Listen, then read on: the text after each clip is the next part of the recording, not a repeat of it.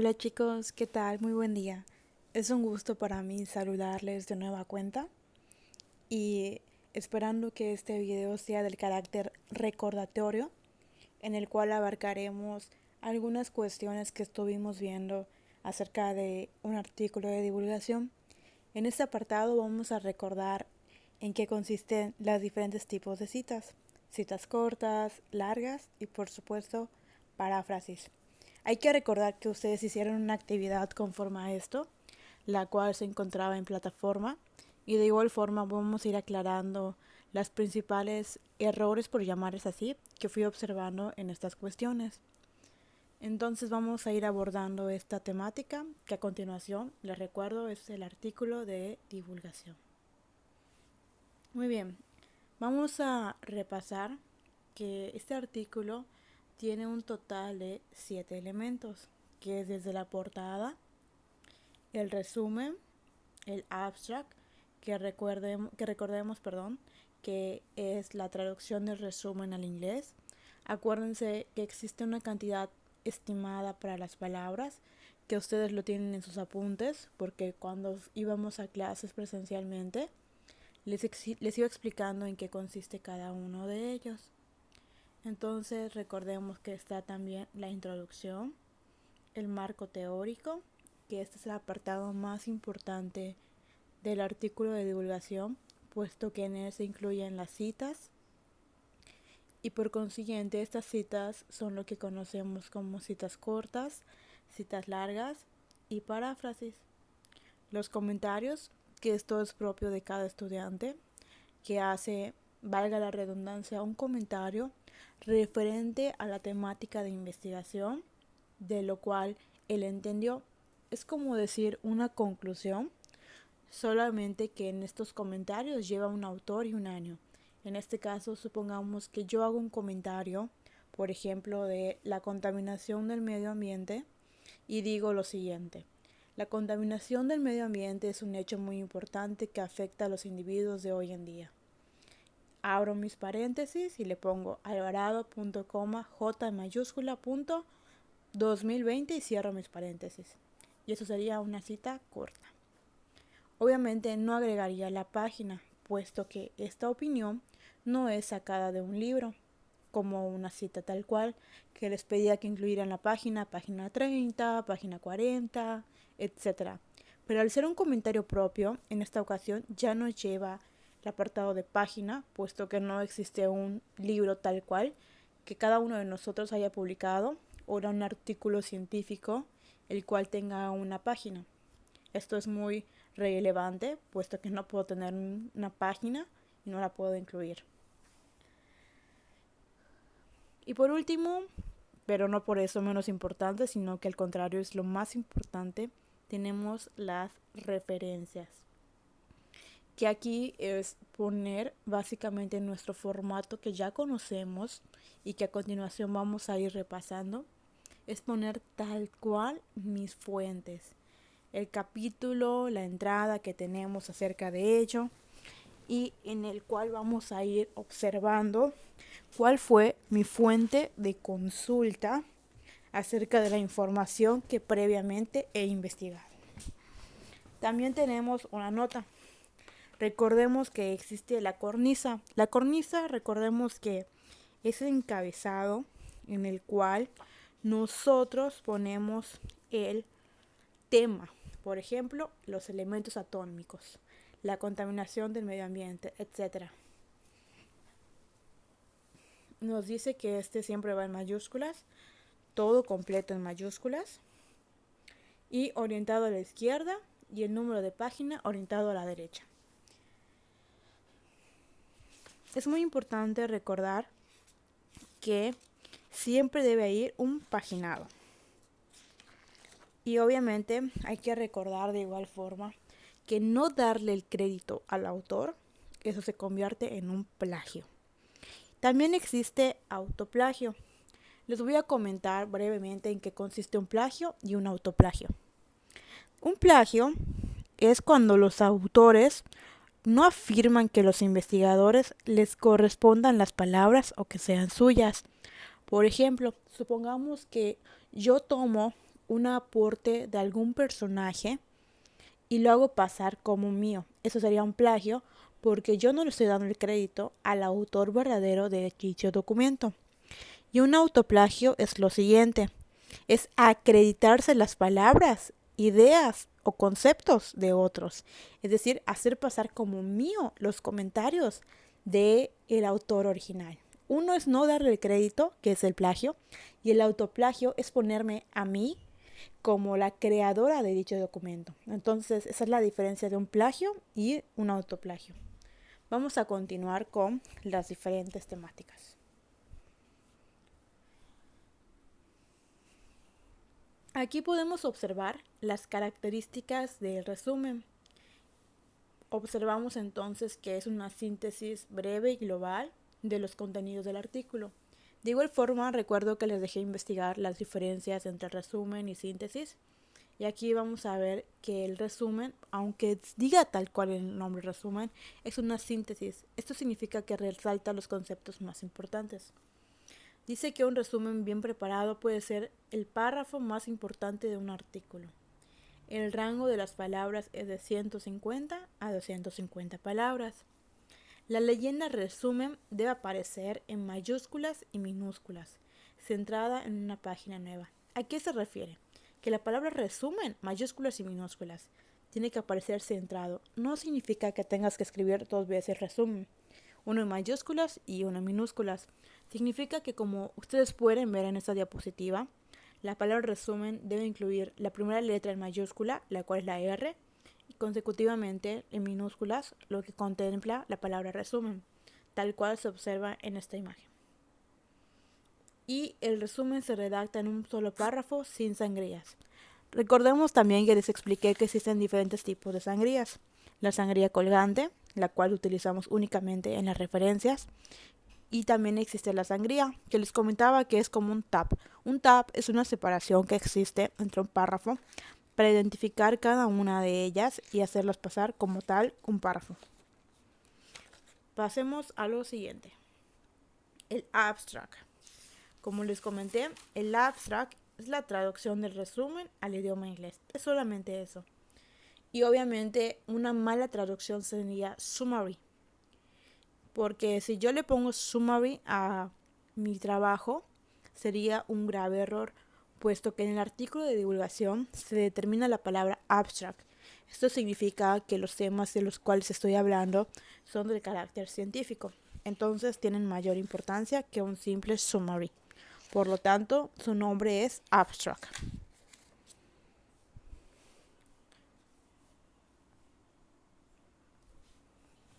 De igual forma, tenemos el apartado de introducción.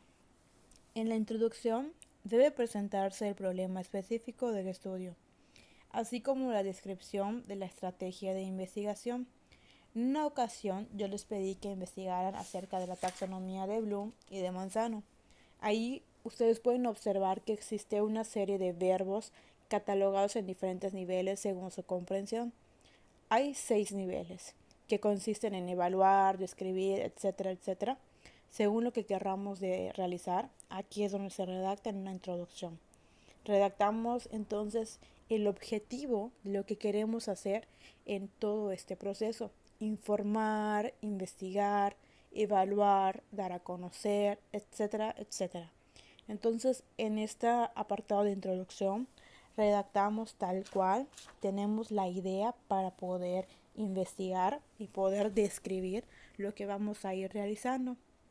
La introducción se identifica claramente por su posición en la investigación. No lleva un encabezado que indique qué es la introducción. Aquí, a diferencia del resumen, que veíamos que tenemos que escribir tal cual la palabra resumen, en este apartado sucede algo muy diferente. No tengo que escribir el apartado introducción, puesto que se caracteriza por sí solo. No lleva la palabra introducción. Obviamente se lleva el apartado de cornisa. La cornisa, como ustedes saben, se copia en todas las páginas a excepción de la portada. Y también lleva la página, que según las que tenga previamente van aumentando consecutivamente. Aquí tenemos algunas preguntas que podemos responder en la introducción para darnos mayor idea acerca de lo que queremos realizar durante este artículo de divulgación. ¿Por qué es importante el problema? ¿Cómo se relaciona el estudio con la obra anterior del área? Si otros aspectos de este estudio ya se reportaron antes, ¿en qué difiere o qué aporta este informe al anterior? ¿Y cuáles son las principales teorías y prácticas del estudio? Respondiendo cada una de ellas, personalmente, podemos ir teniendo una magnitud acerca de la idea que queremos realizar en un artículo de divulgación. Como les comenté, quiero realizar un informe, una evaluación, una descripción, etcétera, etcétera. Aquí tenemos uno de los apartados más importantes, el cual es el marco teórico. Y aquí es como comenzar la parte compleja acerca de nuestro artículo de divulgación, puesto que aquí se encuentra la parte principal de lo que vamos a tratar. Dice que, como les comento, es el cuerpo de la investigación. Aquí se concentran la mayor parte de las citas y las paráfrasis elaboradas. Y como les comenté, aquí dice cuando es un plagio. Sucede cuando los investigadores no afirman que las palabras e ideas de otros sean suyas, dan crédito cuando es debido y se debe citar o parafrasear el texto original. Les comenté al principio la diferencia entre un plagio y un autoplagio.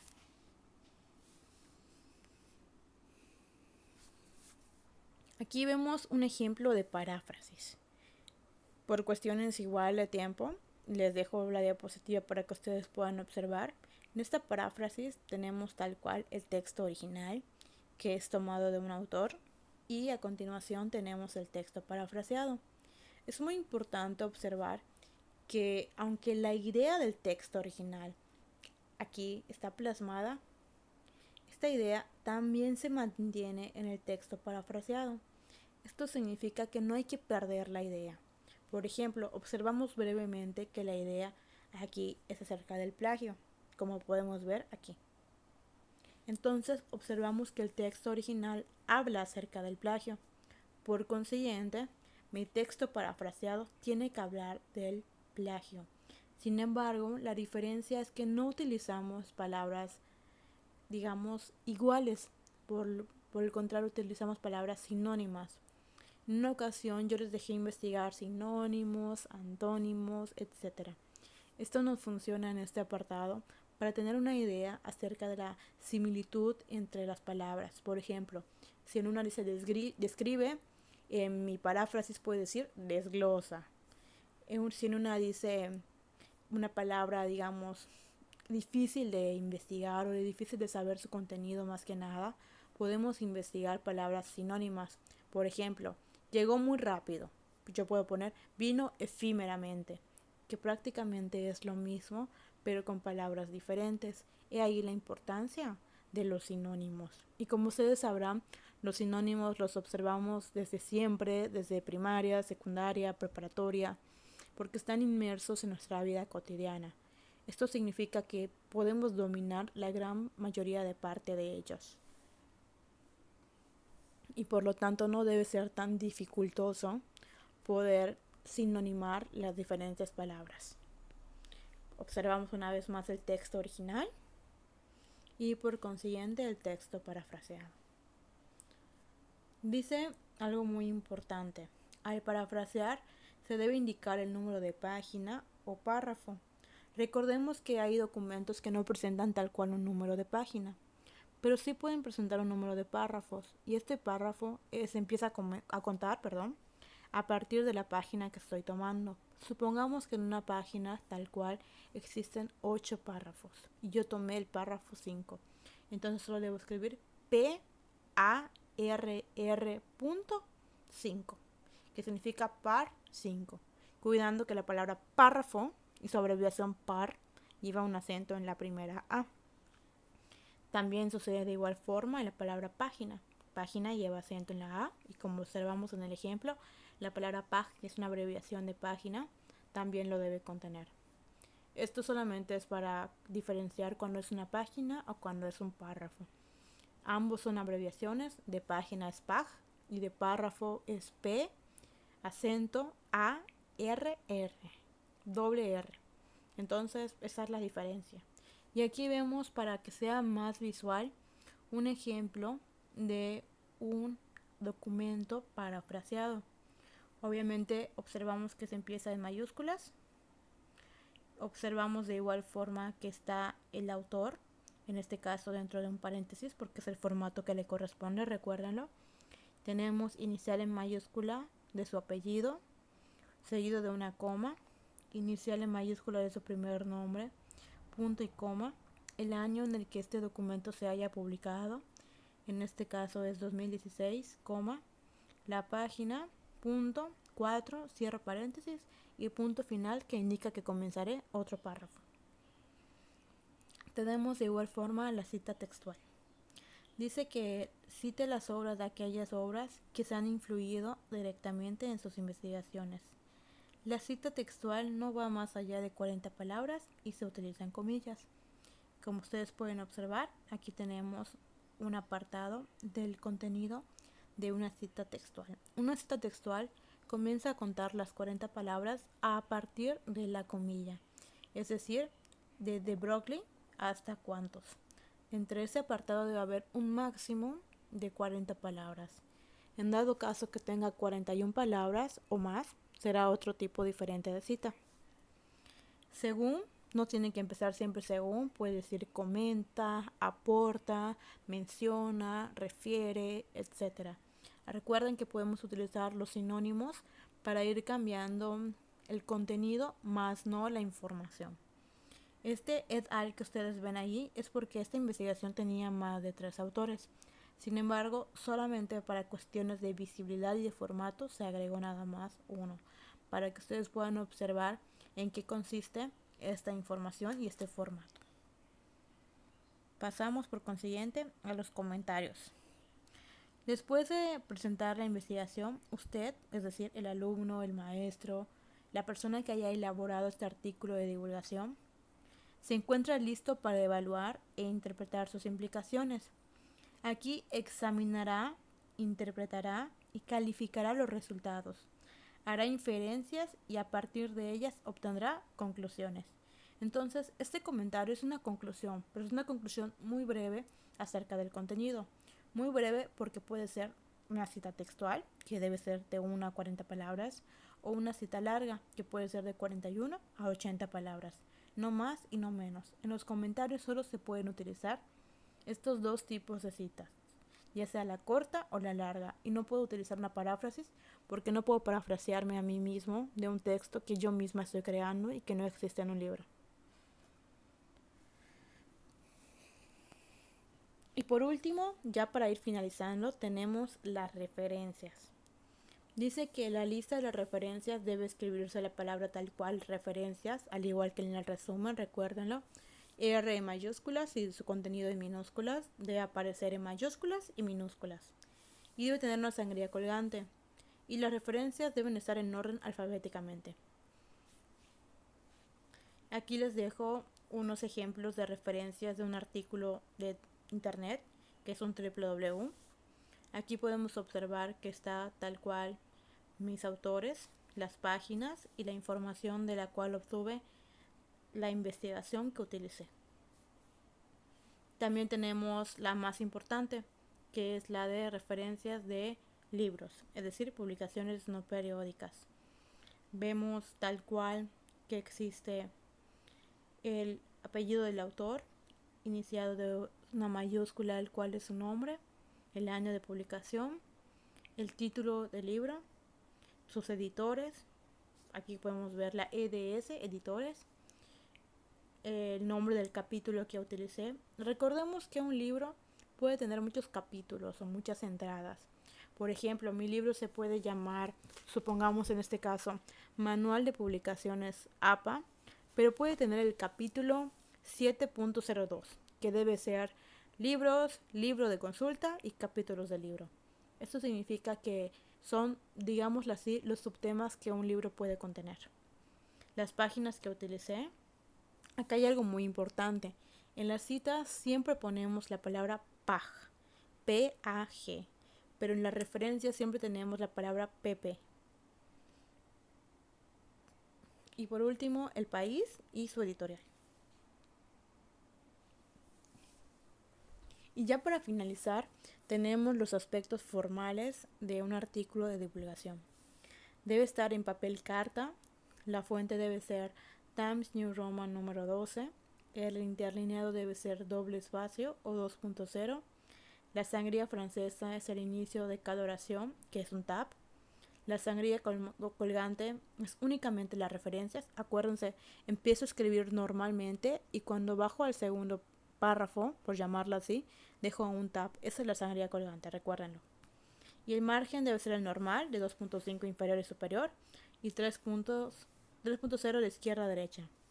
Muy bien, eso ha sido todo por este video. Sin más por el momento me despido de ustedes, dándole un cordial saludo y recordándoles que la próxima semana estaremos de nueva cuenta en contacto para repasar diversos temas que hemos abordado durante el semestre, ya sean de la forma presencial o de la forma que hemos hecho online. Esto es nada más para recapitular la importancia de los temas que hemos realizado y para ir repasándolos y recordándolos. Es muy importante que ustedes tengan en cuenta el contenido del formato APA, ya que nos irá sirviendo en más tareas y durante más semestres. Es muy importante recordarlo. Entonces me despido de ustedes, los quiero, hasta pronto, chao.